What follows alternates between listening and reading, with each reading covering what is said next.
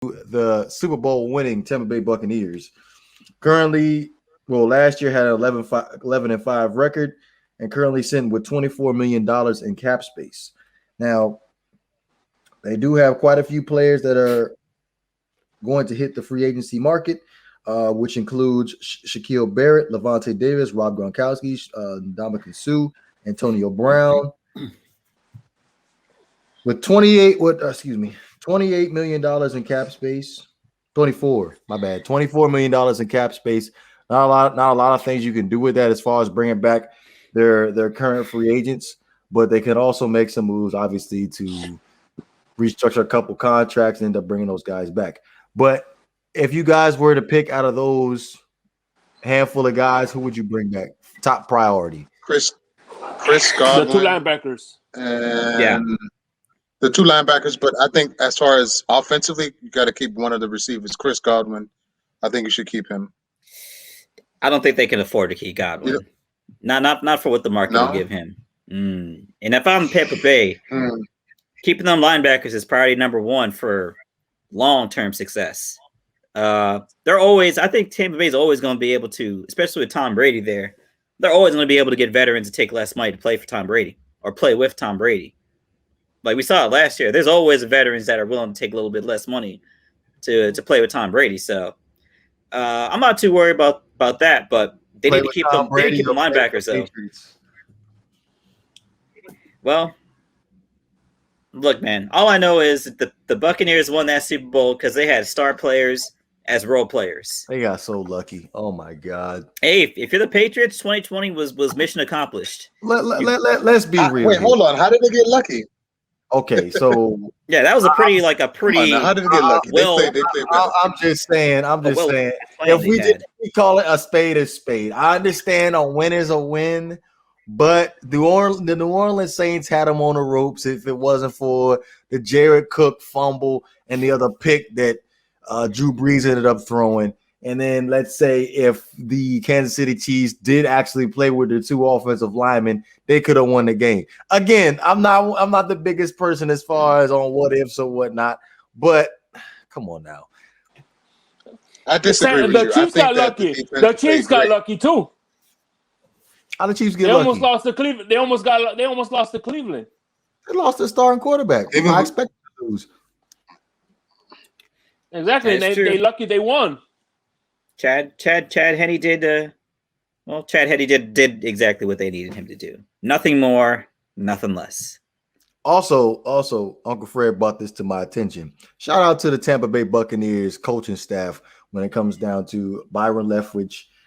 They also had a female coach there too as well, and a couple other black coaches that did their job that I would expect in the near future to end up having. All the coaches are black. Yeah. Majority, I wouldn't say all. Or is it really all of them? Seriously? No, it's not all. Well, just the coordinator, just the coordinators. The quarterback coach. The quarterback coach is not black. But I mean, Clyde Christmas is the quarterback. How much usage does how much usage do you get out of the quarterback when Tom Brady's around? So come on now. If we're being real. Jameis Winston did a fairly decent job with the Tampa Bay Buccaneers when he was in the lineup. Until he threw 30 interceptions in one season. But I'm just saying though, Havoc, if you look at it in 2019, you really didn't have any protection for Jameis Winston. You didn't have a running game for Jameis Winston. And what did you do? Go out in the draft. You drafted Tristan Wirfs.